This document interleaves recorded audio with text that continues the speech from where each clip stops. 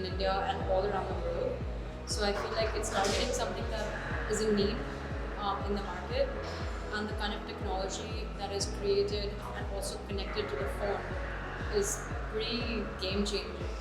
And I'm definitely buying a device today.